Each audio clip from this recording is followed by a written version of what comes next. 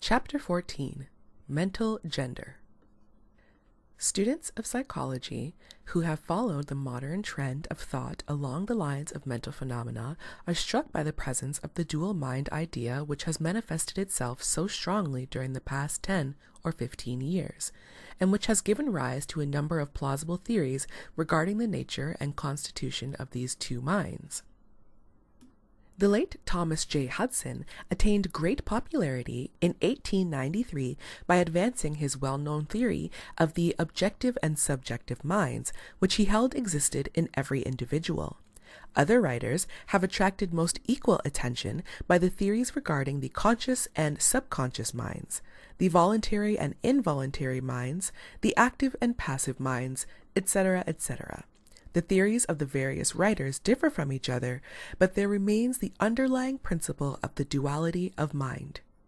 The student of Hermetic philosophy is tempted to smile when he reads and hears of these many new theories regarding duality of mind, each school adhering tenaciously to its own pet theories, and each claiming to have discovered the truth. The student turns back the pages of occult history, and away back in the dim beginnings of occult teachings, he finds references to the ancient Hermetic doctrine of the principle of gender on the mental plane, the manifestation of mental gender. And examining further, he finds that the ancient philosophy took cognizance of the phenomenon of dual mind and accounted for it by the theory of mental gender. This idea of mental gender may be explained in a few words to students who are familiar with the modern theories just alluded to.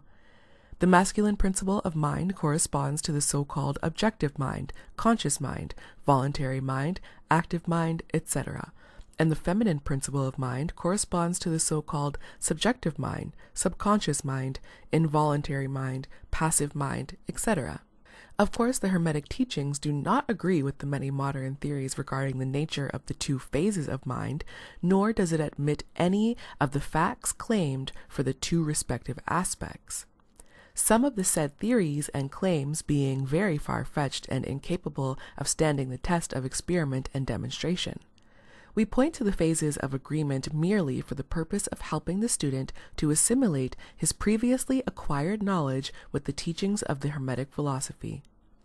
Students of Hudson will notice the statement at the beginning of his second chapter of The Law of Psychic Phenomenon that the mystic jargon of the Hermetic philosophers discloses the same general idea, i.e., the duality of mind. If Dr. Hudson had taken the time and trouble to decipher a little of the mystic jargon of the Hermetic philosophy, he might have received much light upon the subject of dual mind. But then, perhaps, his most interesting work might not have been written. Let us now consider the Hermetic teachings regarding mental gender. The Hermetic teachers impart their instruction regarding this subject by bidding their students examine the report of their consciousness regarding their self. The students are bidden to turn their attention inward upon the self dwelling within each. Each student is led to see that his consciousness gives him first a report of the existence of his self, the report of which is I am.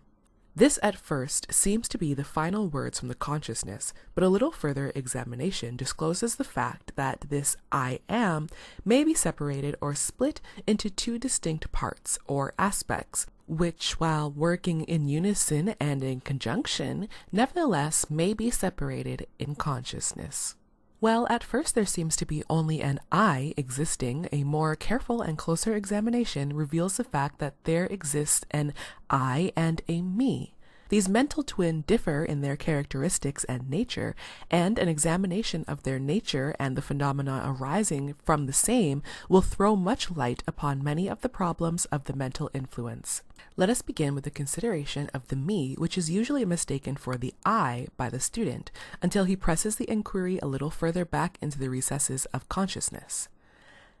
A man thinks of his self, in its me aspect, of being composed of certain feelings, tastes, likes, dislikes, habits, peculiar ties, characteristics, etc., all of which go to make up his personality, or the self, known to himself and others. He knows that these emotions and feelings change, are born and die away, are subject to the principle of rhythm and the principle of polarity, which take him from one extreme of feeling to another. He also thinks of the me as being certain knowledge gathered together in his mind and thus forming a part of himself. This is the me of a man. But we have proceeded too hastily. The me of many men may be said to consist largely of their consciousness, of the body and their physical appetites, etc. Their consciousness being largely bound up with their bodily nature. They practically live there. Some men even go so far as to regard their personal apparel as a part of their me, and actually seem to consider it as a part of themselves. A writer has humorously said that men consist of 3 parts: soul, body, and clothes. These clothes-conscious people would lose their personality if divested of their clothing upon shipwreck. But even many who are not so closely bound up with the idea of personal raiment stick closely to the consciousness of their bodies being their me. They cannot conceive of a self independent of the body. Their mind seems to them to be practically as something belonging to their body, which in many cases it is indeed. But as man rises in the scale of consciousness, he is able to disentangle his me from his idea of body and is able to think of his body as belonging to the mental part of him. But even then, he is very apt to identify the me entirely with the mental states, feelings, etc., which he feels to exist within him. He is very apt to consider these internal states as identical with himself, instead of there being simply things produced by some part of his mentality and existing within him, of him, and in him, but still not himself.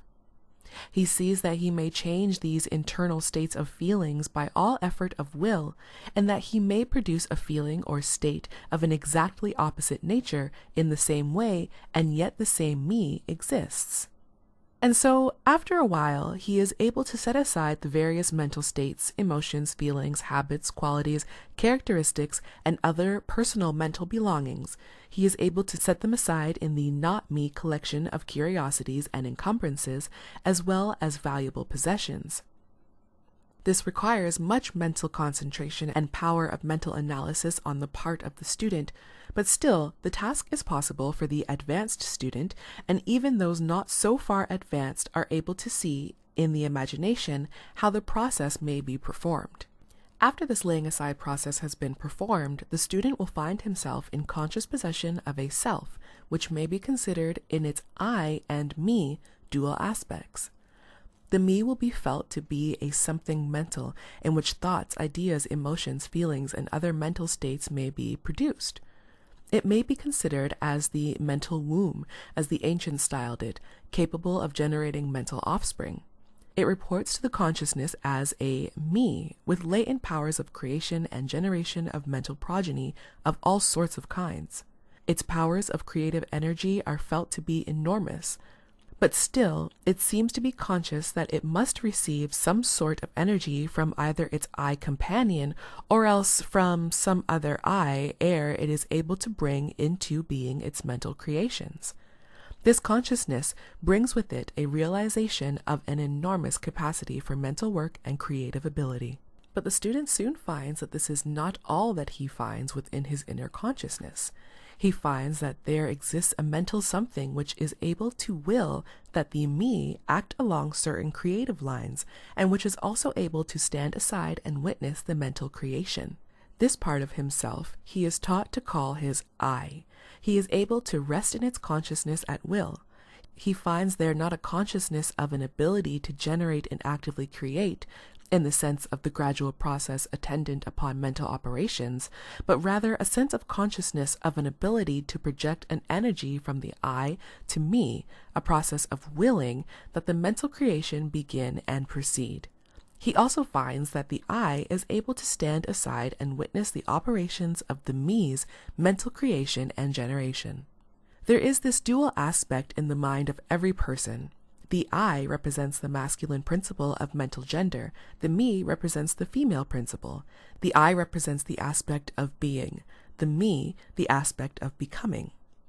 You will notice that the principle of correspondence operates on this plane just as it does upon the great plane upon which the creation of the universe is performed. The two are similar in kind, although vastly different in degree. As above, so below, as below, so above. These aspects of mind, the masculine and feminine principles, the I and the me, considered in connection with the well-known mental and psychic phenomenon, give the master key to these dimly known regions of mental operation and manifestation.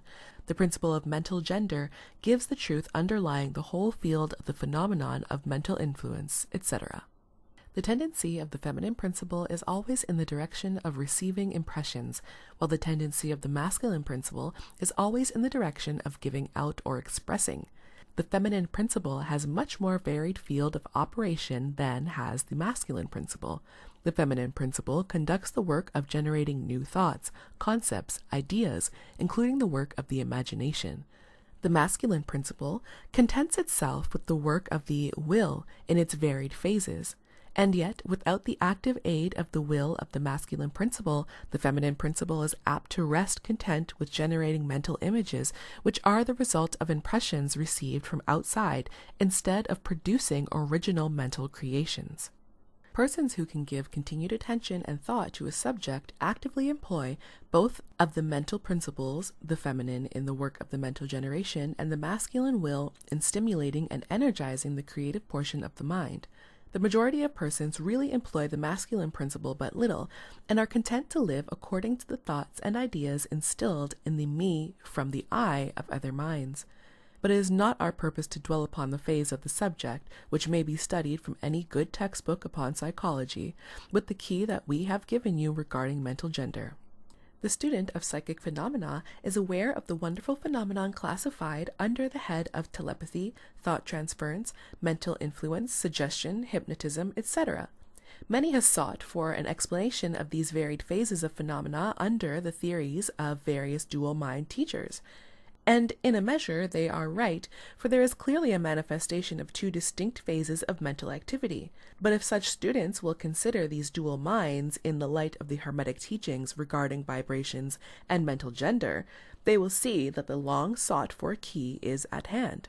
In the phenomena of telepathy, it is seen how the vibratory energy of the masculine principle is projected toward the feminine principle of another person, and the latter takes the seed thought and allows it to develop into maturity. In the same way, suggestion and hypnotism operates. The masculine principle of the person giving the suggestion directs a stream of vibratory energy or willpower toward the feminine principle of the other person, and the latter, accepting it, makes it its own and acts and thinks accordingly. An idea thus lodged in the mind of another person grows and develops, and in time is regarded as the rightful mental offspring of the individual, whereas in reality it is like the cuckoo egg placed in the sparrow's nest, where it destroys the rightful offspring and makes itself a home. The normal method is for the masculine and feminine principles in a person's mind to coordinate and act harmoniously in conjunction with each other, but unfortunately the masculine principle in the average person is too lazy to act. The display of willpower is too slight, and the consequence is that such persons are ruled almost entirely by the minds and wills of other persons, whom they allow to do their thinking and willing for them. How few original thoughts or original actions are performed by the average person? Are not the majority of persons more shadows and echoes of others, having stronger wills or minds than themselves? The trouble is that the average person dwells almost together in his me consciousness and does not realize that he has such a thing as an I. He is polarized in his feminine principle of mind, and the masculine principle, in which is lodged the will, is allowed to remain inactive and not employed. The strong men and women of the world invariably manifest the masculine principle of will, and their strength depends materially upon this fact. Instead of living upon the impressions made upon their minds by others, they dominate their own minds by their will, obtaining the kind of mental images desired, and, moreover, dominate the minds of others, likewise in the same manner. Look at the strong people, how they manage to implant their seed thoughts in the minds of the masses of the people, thus causing the latter to think thoughts in accordance with the desires and wills of the strong individuals. This is why the masses of people are such sheep-like creatures, never originating an idea of their own nor using their own powers of mental activity. The manifestation of mental gender may be noticed all around us in everyday life. The magnetic persons are those who are able to use the masculine principle in the way of impressing their ideas upon others. The actor who makes people weep or cry as he wills is employing this principle, and so is the successful orator, statesman, preacher, writer, or other people who are before the public attention. The peculiar influence exerted by some people over others is due to the manifestation of mental gender along the vibrational lines above indicated. In this principle lies the secret of personal magnetism, personal influence, fascination, etc., as well as the phenomena generally grouped under the name of hypnotism. The student who has familiarized himself with the phenomena generally spoken of as psychic will have discovered the important part played in the said phenomena by that force which science has styled suggestion, by which term is meant the process or method whereby an idea is transferred to or impressed upon the mind of another, causing the second mind to act in accordance therewith. A correct understanding of suggestion is necessary in order to intelligently comprehend the varied psychical phenomena which suggestion underlies. But still more is a knowledge of vibration and mental gender necessary for the student of suggestion, for the whole principle of suggestion depends upon the principle of mental gender and vibration. It is customary for the writers and teachers of suggestion to explain that it is the objective or voluntary mind which make the mental impression or suggestion upon the subjective or involuntary mind. But they do not describe the process or give us any analogy in nature whereby we may more readily comprehend the idea. But if you will think of the matter in the light of the Hermetic teachings, you will be able to see that the energizing of the feminine principle by the vibratory energy of the masculine principle is in accordance to the universal laws of nature, and that the natural world affords countless analogies whereby the principle may be understood. In fact, the Hermetic teachings show that the very creation of the universe follows the same law, and that in all creative manifestations upon the planes of the spiritual, the mental, and the physical, there is always in operation this principle of gender, this manifestation of the masculine and the feminine principles. As above, so below, as below, so above. And more than this, when the principle of mental gender is once grasped and understood, the varied phenomenon of psychology at once becomes capable of intelligent classification and study. Instead of being very much in the dark, the principle works out in practice because it is based upon the immutable universal laws of life. We shall not enter into an extended discussion of or description of the varied phenomena of mental influence or psychic activity. There are many books, many of them quite good, which have been written and published on this subject of late years. The main facts stated in these various books are correct, although the several writers have attempted to explain the phenomena by various pet theories of their own. The student may acquaint himself with these matters, and by using the theory of mental gender, he will be able to bring order out of the chaos of conflicting theory and teachings, and may, moreover, readily make himself a master of the subject if he is so inclined. The purpose of this work is not to give an extended account of psychic phenomena, but rather to give to the student a master key whereby he may unlock the many doors leading into the parts of the temple of knowledge which he may wish to explore. We feel that in this consideration of the teachings of the Kybalion, one may find an explanation which will serve to clear away many perplexing difficulties, a key that will unlock many doors. What is the use of going into detail regarding all of the many features of psychic phenomena and mental science, provided we place in the hands of the student the means whereby he may acquaint himself fully regarding any phase of the subject which may interest him? With the aid of the Kybalion, one may go through any occult library anew, the old light from the Egyptian illuminating many dark pages and obscure subjects. That is the purpose of this book. We do not come expounding a new philosophy, but rather furnishing the outlines of a great world-old teaching which will make clear the teachings of others, which will serve as a great reconciler of differing theories and opposing doctrines.